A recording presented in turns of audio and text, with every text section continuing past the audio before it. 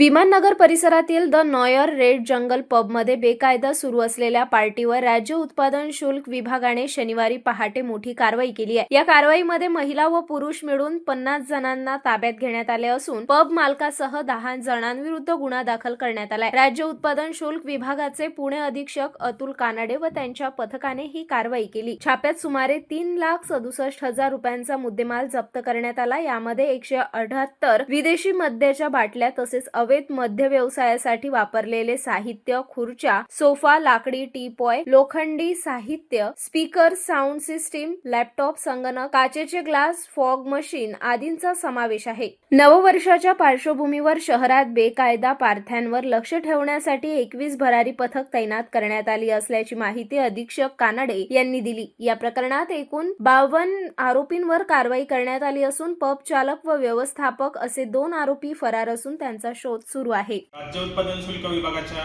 कालच्या noir pub विरुद्धच्या कारवाईबद्दल माहिती देण्यात येत आहे। काल दिनांक 27 डिसेंबर 2025 रोजी पहाटे 5 वाजता अधीक्षकांच्या उपस्थितीमध्ये नॉयर पब विरुद्ध कारवाई करण्यात आलेली आहे।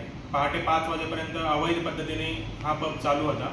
तेथे एकूण 52 जणांविरुद्ध त्यांच्या विरुद्ध कारवाई करण्यात आलेली आहे। त्यापैकी 42 युवक युवती तेथे मद्यप्राशनाकरता उपस्थित असल्याचे आढळून आले। तसेच 10 व्यवस्थापकांविरुद्ध गुन्हा नोंद करण्यात आलेला आहे। 2 व्यवस्थापकांना 10 जानेवारी 2026 पर्यंत न्यायालयीन कोठडी सुनावण्यात आलेली आहे। मुख्य आरोपी अमरजीत सिंग संधू याचा शोध सुरू असून त्याच्या विरुद्ध कारवाई करण्यात येईल। तसेच या कारवाईमध्ये तेथील सर्व साहित्य सुद्धा जप्त करण्यात आले आहे।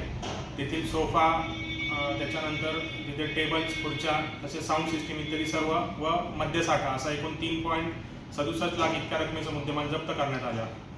राज्य उत्पादन शुल्क विभागाच्या वतीने आवाहन करण्यात येते की अशा प्रकारे बेकायदेशीरपणे अवैध कोणताही परवाना नसताना पार्ट्यांचे आयोजन करण्यात येऊ नये, अन्यथा कठोर कायदेशीर कारवाई करण्यात येईल।